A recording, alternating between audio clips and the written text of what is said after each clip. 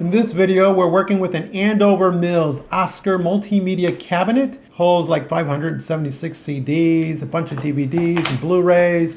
It's particle board with a laminate over it. It's okay. Comes in a big box, weighs 78 pounds, 69 of which is the actual material and the rest is just the packing. It includes tempered glass, which is a really nice feature. So should the unit fall or break, you're not going to have large shreds of glass. All the necessary parts come in bags. Each one is labeled. Once unpacked, you have two doors and a bunch of wood. Fortunately, most of it is labeled. It's pre-drilled. And you can see there, it's a lot of packing material that goes into this. So they're trying to make sure that once you get it, it shows up in good condition. We're going to look for the instruction manual. This will have a list of all the parts. Unfortunately, they don't name the parts. They're just called out by their letters. So you have M, Q, U, etc., etc. So for the most part, that seems to work, but it would be nice if you knew what the actual parts were. Also comes with the tool, a little screwdriver, but I bring my own tool, which allows me to have more torque. First thing we're going to need is K, D, and J. And we're going to orientate these boards with the D on the floor and the K and the J facing up. The first thing you need to learn is the orientation. The instructions aren't very good at orientating the material. Let's start off with K, and we see that the top side, which is going to be facing you, is the raw wood, and that first hole on top is going to be for a dowel. The hole below it, which is larger and actually goes through, is for a cam screw. And this is a raw surface. Then below that, facing down, or towards us right now, is the finished surface. To the right of that is another finished surface, which has the K on it. And then we have a big hole for what is called a cam lock. Now the cam screw will fit through the hole above it and mate with the cam lock. And the top of this board is a raw surface. So that should give you a good orientation as to how this board is set up. The board on the right, which is the J, is also done in the same way. In review, a dowel hole, a cam screw hole, and a cam lock hole.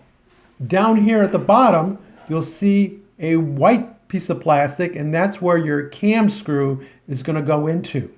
Above that, a dowel rod. Now, the D board has two cam lock holes, and on top, there's going to be a hole for a cam screw. There are, of course, matching holes on the other end. Then if we go over to J, we see that it is the same board, just the mirror opposite of K. So dowel rod's going to go there. And our cam screw is going to screw in to that plastic. And it's threaded. I'm going to advise you to use some glue in putting this together. None's included with the kit, but I'm certainly going to apply some glue to some of the dowel rods and maybe some of the joints just to give this unit some extra strength since it has to bear a lot of weight.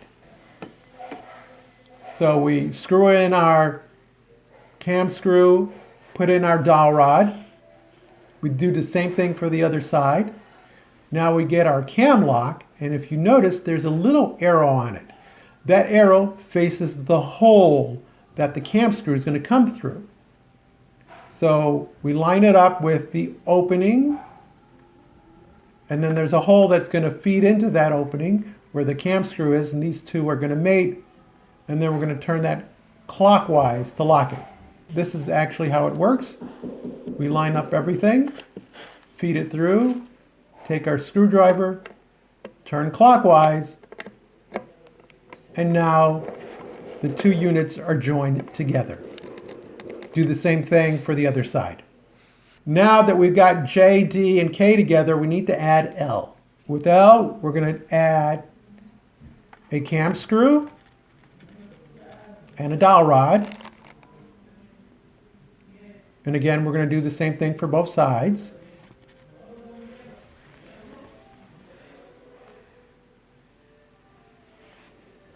And I'm just going to show you this orientation. This is basically going to make a rectangle once it's all together.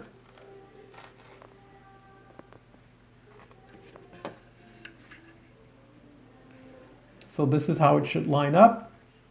It'll be a little bit better once we actually go to put it together.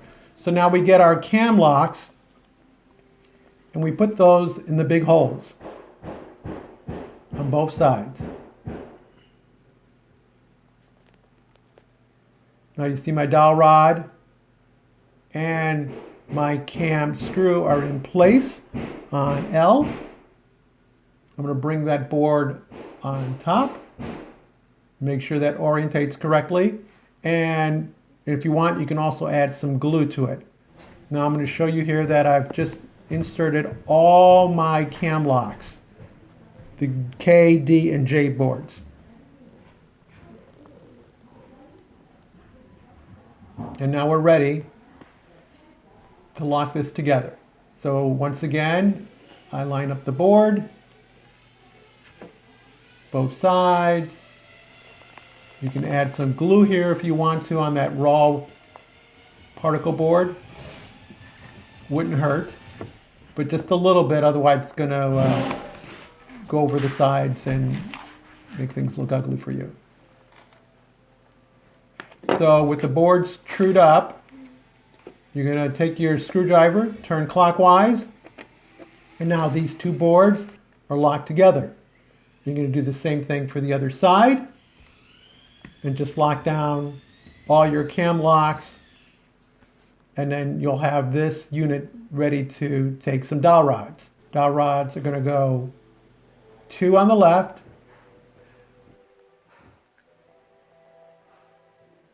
not there because that's where a cam screw is going to go. Here, not there because again there's a cam screw that's going to go there. And here there's another dowel hole. This has a cam lock, so no. This has a dowel, and that needs a dowel. And then check inside. Nope, not here. This one takes a dowel, and nope, we got another cam lock and screw that's going to go there. So this will be a dowel, and no, not here. So you know where to put your dowel rods, so get those in place. Dowel rods are in place. You notice they sink pretty low into the board. A little disturbing. I added some glue to hold those in place, but disappointed that they're not longer. This is the C board. And this C board has the grooves that are going to be facing towards you. And this is going to sit on top of the rectangle that we're building. Now it has places for the cam screws, 4 of them. 6 of them.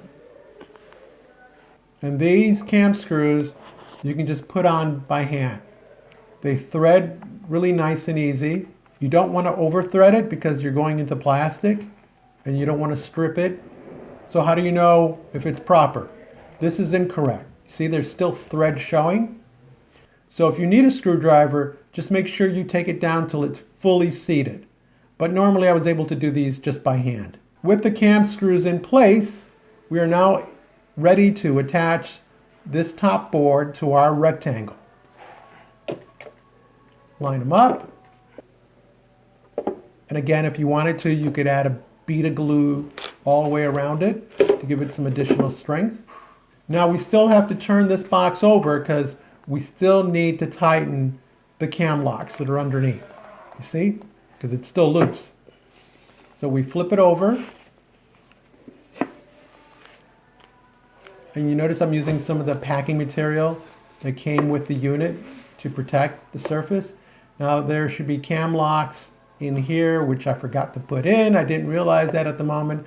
But with the cam lock in place, you're just basically going to put your screwdriver in and you're going to turn clockwise.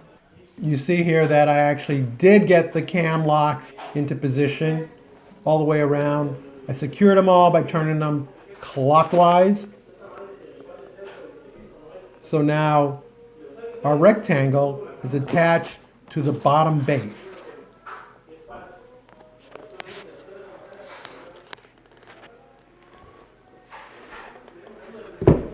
And now we have a platform. Congratulations, you've built a nice, beautiful box. Now we move on to G and H. These are two sideboards, and the thing to know about their orientation is that the cam screw is going to be going up. There's a smooth surface up on top, rough on bottom, rough up on that top too. So your big orientating point is going to be that the cam screw is going to be up, and that the dowel holes are all going to be mostly on the bottom. And finish front. Then we're going to have a B2 board. And this B2 board is going to go between the two. And you'll notice that the bottom of it has two cam lock holes. And this is the orientation for that. Those are going to be down towards camera. So we're going to put cam locks in there. Put our cam screws there. And put a dowel rod right there in that little hole. So cam screws in place. We see our dowel rod is in. Again, you could apply some glue if you want. We're going to put a cam lock into position, making sure that our arrow is orientated so that it's pointing towards the hole. Do the same for the opposite side of this board. Now we're just going to mate the two pieces together. And this center shelf basically gives the left and right boards some stability. It's not a lot, but it's better than nothing. We turn clockwise, secure the boards together, and we do the same thing to the opposite side. When you're done, you should have the letter H. Now the next thing we're going to do is we're going to secure this to the baseboard. We're going to have to add some cam locks right here, and again, make sure you have that orientation correct with the arrow. If we look underneath, we see that there are 4 holes, 2 for the cam screws and 2 for the dowels. The dowel rods will be in the middle. And again, I'm going to add a little bit of glue to those. So cam screws are going to go in the white on the base unit.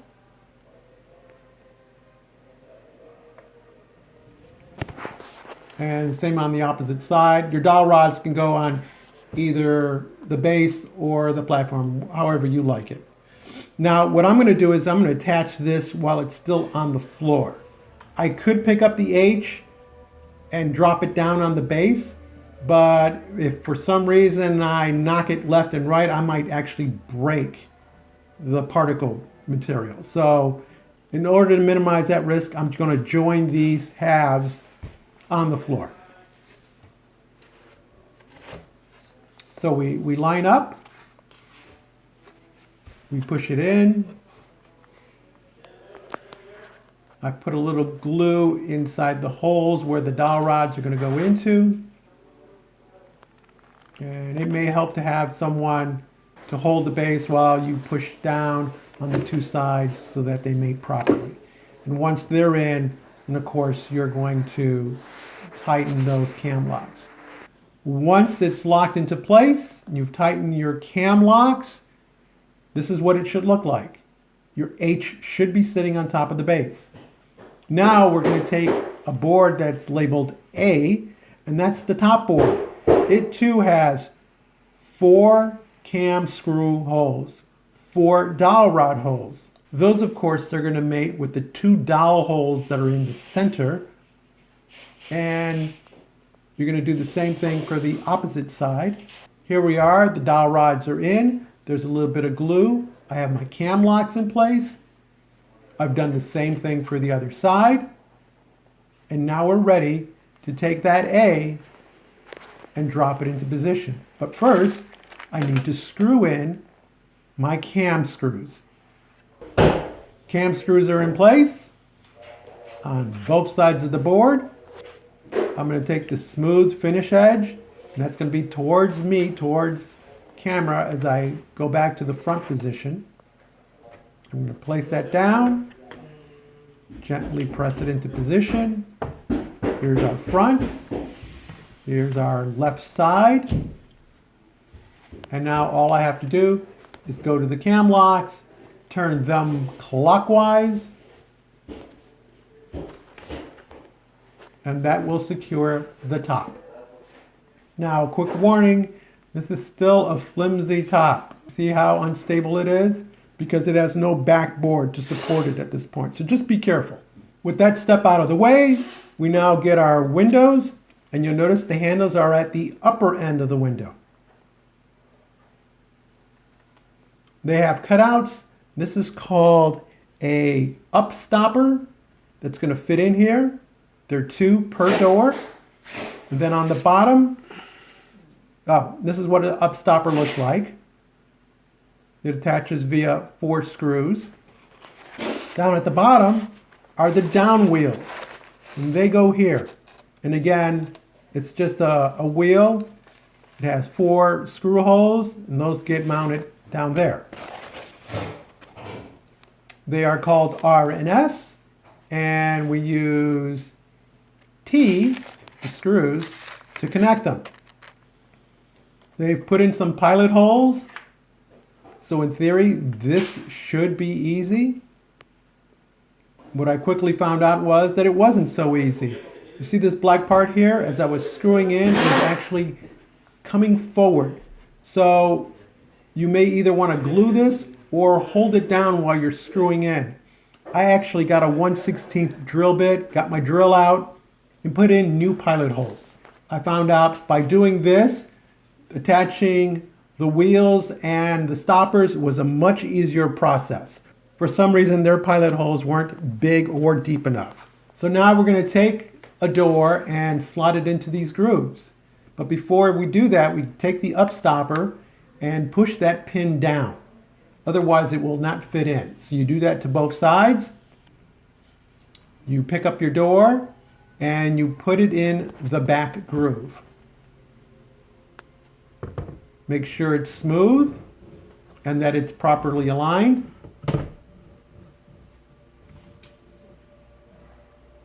And now we're going to, with our pins down, we're going to push this in, and we're going to push that pin back up. And it should be an easy process, although it can be a little awkward because in this case I'm doing it blind. If I do it from this, eventually I do get it in. And I noticed that with the pin up, the door's still kind of loose, and I was worried that it might fall out, but I'll show you a little trick later. There you go, you heard that one. It clicked. So the door's in, right? We take our next door, put it in the outer track. Again, make sure that it catches and it's smooth. Our pins are down. We slide it in, push the pins up. And the 2 doors should move smoothly. Now, about that trick, this door seems to be riding low. And maybe it's just the build quality and the alignment quality of this piece of furniture. But on that bottom wheel, there's an adjustment screw. And if you go clockwise on that screw, that will lift the door up. You have one on each side of the door. So use that to not only lift the door up, but to help you with the alignment of it left and right. The next thing we do is go and get our P bag, which has our pins. And the pins are what you're going to use to hold up a shelf here. And depending on whether you're using CDs, DVDs, or Blu-rays, your height will vary. So what I did for my situation was I just brought out a CD to make sure I was putting pins in the correct position. You'll notice on your remaining boards that there are notches at either end. This is where the pins will engage into. So we have our 2 pins in position, and then that board will sit on top of those pins. And it'll look like this. It should be smooth and flush. And we're still wobbly at this point because we have no back plane on this cabinet. Now I've installed all the boards, and again, using my CD, I've maintained a certain height. So if you're doing DVDs or Blu-rays, I advise you to get one of those out so that your shelves match exactly what you're putting in them. So looking at all our packing material, There's nothing left except this tri-folded back plate. And I was a little disappointed because I thought it'd be one sheet. The trifold is held together with tape, and I didn't care for it all that much. It is pre-drilled, but there's no drill holes in the wood that it's going into. It's a little tricky to get it up there and get it to align, but there is a place for it to rest. And ideally you want to not just screw this in, but to try to get it as aligned as possible. So you see this edge is kind of loose, and over here it's tighter. So I had to go back and redo this again. I would suggest putting screws at the top, see how it hangs, and then making your adjustments from there. So here we are with all the screws in place. I've aligned with the top and the sides. Last thing you should have left is a kit to keep the unit from falling over. You use this to secure the unit to a wall. If you have kids, it's a great thing to put into place. For our situation, we think we're fine without it. With the finished unit, it should look decent. Things should be fairly straight. It's not going to be perfect because it is out of the box furniture and you didn't pay top dollar for it. But the doors are smooth. Things that I liked about this unit were it's inexpensive. The build quality is pretty good. It has tempered glass, which is a great safety feature. It can hold hundreds of discs. It's available online at a reasonable cost, and it takes minimal tools to put together. Things that I didn't care for. I found the dowel rods were too short. They did not include any wood glue for the dowel rods, which I think is a mistake. The pilot holes weren't deep enough. The backboard, while it's pre-drilled, what it attached to was not pre-drilled. So you had to go and drill your holes there, necessitating a tool. The backboard should have been one sheet. I think this trifold is too flimsy, and it makes trying to align and true up the cabinet just that much harder. Door alignments could have been better. I think the fit is just a bit loose. And once you have all these holes that you're not using, there's nothing to cover them up with. No tape, no plugs. The doors can hinder your access to disc. So anything that's in the middle is kind of just hard to get to. So actually you can't use the full capacity of the shelf because you're going to have to leave some gaps so you can move those discs around. And I noticed that the shelves under the weight of the CDs, in my case, just tend to flex a little bit too much.